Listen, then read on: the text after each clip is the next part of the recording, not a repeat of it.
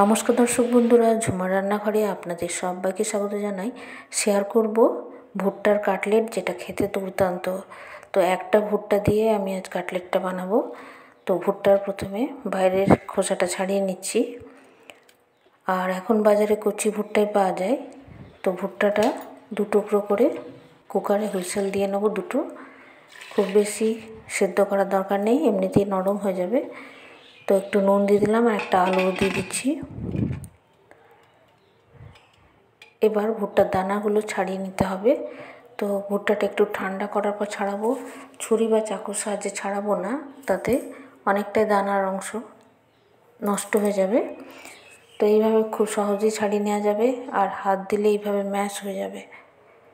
তো এবার মিক্সির জারের মধ্যে নিয়ে 2 সেকেন্ডের মতো চালিয়ে নিলে একটু ভাঙা ভাঙা মতো হয়ে যাবে। একদম পেস্ট করব না, একটু গোটা গোটা মুখে লাগলে ভালো লাগবে। এমনিতে নরম, শুধু একটু ভাঙা ভাঙা মতন হয়ে যাবে। এবার কড়াইয়ে পেঁয়াজ কুচি দিয়ে দিচ্ছি সাদা তেলের মধ্যে। পেঁয়াজ কুচিটা একটু ভেজে নিয়েই দিয়ে দিচ্ছি হাফ চামচ করে আদা বাটা, হাফ চামচ রসুন বাটা। তো আদা রসুনটা ভালো করে ভেজে নেব, আদা রসুনের কাঁচা গন্ধটা চলে যাবে। এবার এর মধ্যে আমি এই পেস্ট করে রাখা ভুট্টাটা দিয়ে দিলাম আর ভালো করে মিশিয়ে নিচ্ছি। কিছু কাঁচা লঙ্কা কুচি দিয়ে দিলাম, তো ইচ্ছে মতো ঝাল ব্যবহার করবেন। এখানে আমি একটু চিকেন মশলা দিলাম আর গরম মশলা আর শুকনো লঙ্কার গুঁড়ো। পরিমাণ মতো নুন দিয়ে দেবো, কয়েক দানা চিনি দেবো। এমনিতেই ভুট্টা খুব মিষ্টি হবে, বেশি চিনি দেবো না। ভালো করে ভাজা ভাজা মতন করে নেব। তারপর আলু সেদ্ধ মিশিয়ে নেব, খুব ভালো করে মিশিয়ে তারপর কিছু ধনেপাতা কুচি ছড়িয়ে নামিয়ে নিতে হবে। আর এই পুরটা যেন ড্রাই হয়, তার জন্য এর মধ্যে এটা ঠান্ডা করার পর এতে ব্রেড ক্রাম মেশাবো। তো যতক্ষণ ঠান্ডা হচ্ছে ততক্ষণ আমি একটা ব্যাটার তৈরি করব।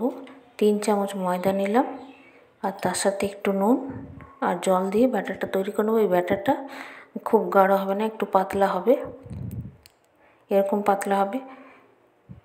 এবার এটা ঠান্ডা হয়ে গেছে।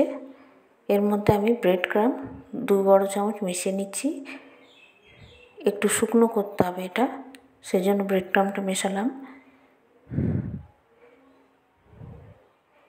এইবার চপের শেপের মতন করব।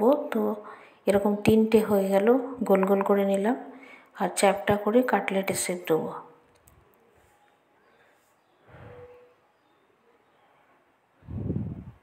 প্রথমে শুকনো ময়দা মাখিয়ে নিচ্ছি, এরপর ব্যাটারে ডুবিয়ে এই বিস্কুটের গুঁড়ো মাখিয়ে নেব। তো শুকনো হাতে এটা করতে হবে, ভেজে হাত দিলে ভালো হবে না। তো 2 হাতেই ব্যবহার করে এরকম করে সুন্দর করে শেপটা করে নিলাম। আর এটা আমি আরও একবার ব্যাটারে ডুবিয়ে আবার বিস্কুটের গুঁড়ো মাখিয়ে নেব, ডাবল কোটিং করব।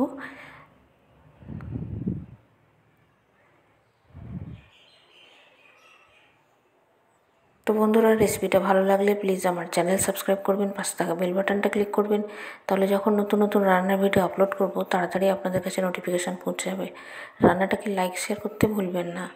এবার তেলটা ভালো করে গরম করে মিডিয়াম ফ্লেম করে ভেজে নেব।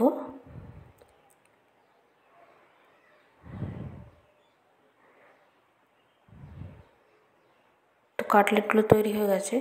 তো বন্ধুরা, ভালো লাগলে প্লিজ কমেন্ট বক্সে লিখে জানাবেন কেমন লাগলো। ভালো থাকবেন, ধন্যবাদ।